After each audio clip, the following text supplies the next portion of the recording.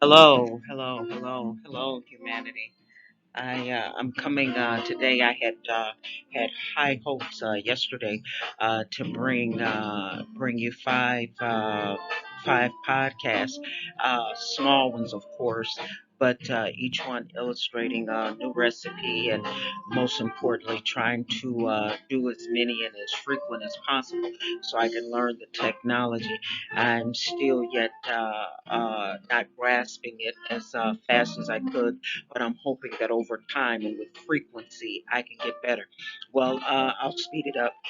Today's recipe is a mock casserole. And so what you're going to need is 1 can of rinsed chickpeas, fourth of a cup of mushrooms, and always stay mindful. These recipes are meat friendly. You don't have to use mushrooms and chickpeas. You can get your lean cut of meat, pulse it, and do the same thing that you would with the chickpeas and the mushrooms or whatever the plant-based item is. So anyway, you're gonna get your rinsed chickpeas, and you'll pulse them, or you can just take a fork and just mash them. Put them in, pour them in a plate and just mash them all over. If you find that better, and then you're gonna wash and rinse your mushrooms and chop them up. You want a fourth of a cup, and you're going to saute the mushrooms and the chickpeas together in a greased skillet, and you'll sprinkle over a fourth a tablespoon, I'm sorry, a tablespoon of onion soup mix. And remember, the tablespoon is the larger of the spoons, and the teaspoon is a small teaspoon. And so you'll sprinkle over a tablespoon of onion soup mix. You'll saute that for maybe about 5 or 6 minutes. Then you'll add to the skillet with some added cooking spray, 1/4 cup of celery, 1/4 cup of onions, 1/4 cup of bell peppers. And with that, you'll also sprinkle over a tablespoon of onion soup mix. You'll saute that 5 or 6 minutes, same thing, and you'll put that to the side. You'll need an aluminum pan, or if you have one that's of the same quality, that's fine too. And so what you're going to do, you're going to layer your meat, vegetables, sauce, and cheese. And that, it's real, real simple. And the objective is, of course, getting as much sugar out as possible, and trying to get as low amount of carbs as you can. Your pizza sauce, generally, you can find those sugar free. And remember, if you can't, you can get a sugar free. You can get a sugar free. You can have a sugar free. You can have a sugar-free barbecue sauce of your choice, sprinkled with maybe 2 or 3 tablespoons of teriyaki sauce. And with this, since it's supposed to be pizza sauce, you can just take a fourth a teaspoon of oregano, a fourth a teaspoon of basil, and just a pinch of salt, and just sprinkle all that together, and you can just make your own pizza sauce and eliminate the teriyaki sauce because I don't know if you want all that sweetness. Well, anyway, so you're layering, you're taking, you can use cream cheese or sour cream, it's your choice. And so what you're going to do is take the whichever you use of the two, the cream cheese or the sour cream. You're going to do the same thing as it relates to creating your own pizza sauce. You're going to add a fourth of a teaspoon of oregano, fourth a teaspoon of basil, and just a pinch of salt. And you'll mix that in with either your sour cream or your cream cheese. And you're going to want to use a half a cup of either the cream cheese or the sour cream. So then you just start layering. You'll put in your lean meat or your chickpeas and mushrooms that have been sautéed. You'll put that on your first layer. You'll put your cream cheese or sour cream. You'll layer that on top of the chickpeas or your meat, and then you'll add your vegetables. After you add your vegetables, you're going to pour over maybe about and not even quite afford the cup of your sauce. And after you do that, you're just going to repeat the same process. And after you finish the first process, you're going to spread a fourth of a cup of mozzarella cheese on top of that. Then when you layer it again, you're going to do two cheeses. But if you like, just do one. All that's optional. You can even, as far as that goes, you can eliminate the cheese or you can make your own cheese. There are countless uh, uh, vegan cheeses that are all natural on YouTube. I haven't tried it yet, so that's the reason why I'm not, I can't give you the recipe.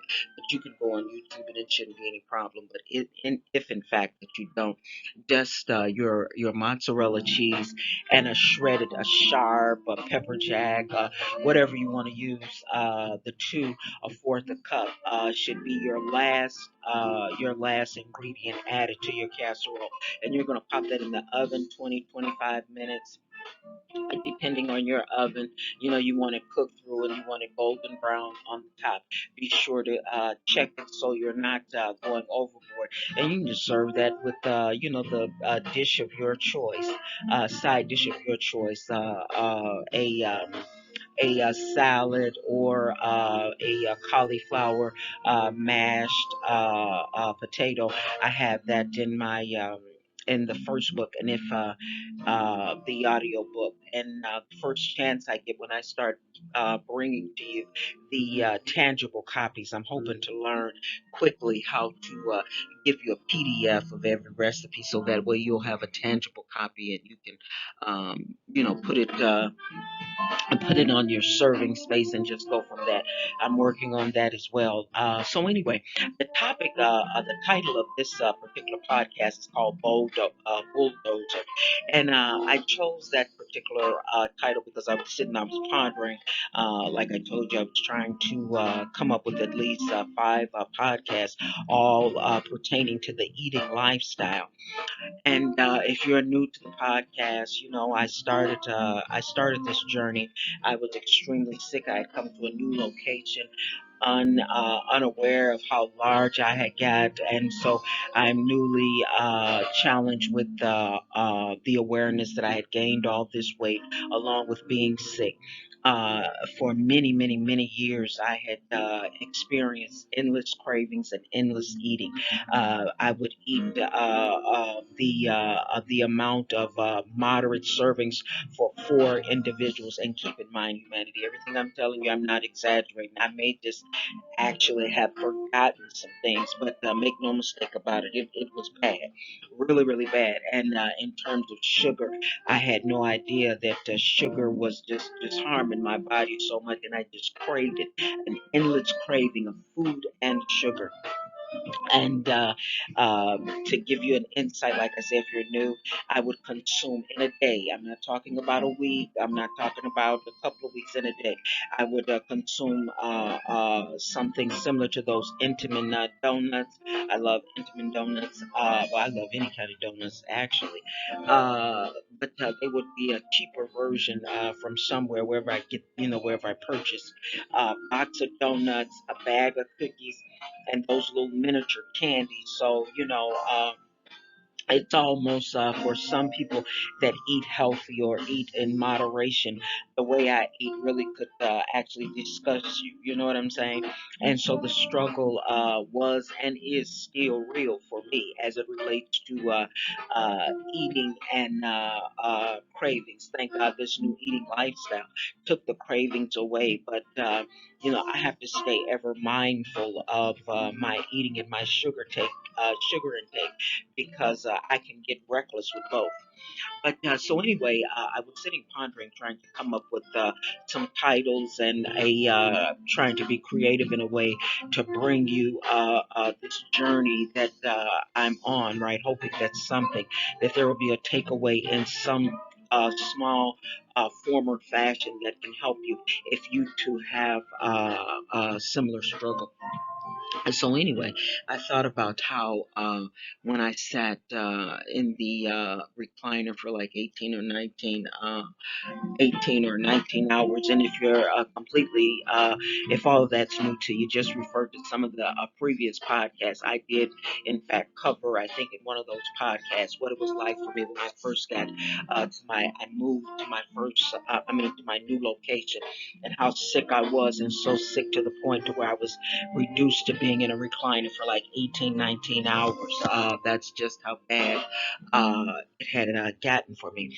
Well, anyway, I found myself thinking while I was pondering, on some of those nights where I was alone because my loved one would have gone to work and I was there alone in the recliner, barely being able to do anything for myself because the sickness was making me sick, and I didn't know that the food and the sugar coupled with that was making me even sicker. Well, anyway, to make a long story short, I had absolutely no energy. I would have energy drinks just lined up just to get 4 hours of mobility, and that's no exaggeration. Well, anyway, so as I was pondering, I was thinking about how I thought it was just so unfortunate for me.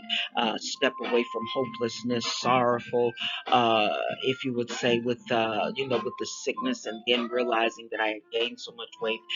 I purchased the largest size for my pants, leggings, whatever you want to call them, and I was busting out of those. And it wouldn't have been long before the T-shirt, that big, huge T-shirt that I described, that would have been behind it soon too. Well, anyway, I thought about I would I was pondering what it was like for me, how sorrowful those nights were when I was so sick, and just like I said, a step away, had it not been for my faith, just a step away from hopelessness. Well, anyway, I thought about it. Had it not been for what I thought was just really, really just unfortunate, and just, everything that goes with, your thought in unfortunate circumstances, situations, and circumstances that can happen to any of us. Um, had it not been for the sickness that pushed me to look for better and look for different results, and I touched on that, a loved one started a diet, and I doubt that you can refer to one of the previous podcasts, but I'm saying all that to say the sickness, though it seemed like it was so unfortunate and so horrible, and it was, but it pushed me to look for something better. It pushed me to look for a change. And I wonder this Sunday, as I'm getting ready to end this podcast and hopefully start another in a couple of hours, I wonder if there's a situation or a circumstance that you're dealing with right now at this very moment. Maybe no one knows it but you, but it's really about to get the best of you, and you too may be secretly a step away from hopelessness and feeling that it's just so unfortunate. I wonder if the perspective were changed, if you looked at it a different way, and maybe just by Christmas, you have allowed it to make you walk in the direction of better, walk in the direction of a change for the better in terms of your eating, in terms of your health. So many of us have so many things that we still yet have to deal with. I myself, I still have a lot of weight to lose, still have a long way to go in terms of perfecting this thing called, eating lifestyle. It's not a diet, but an eating lifestyle.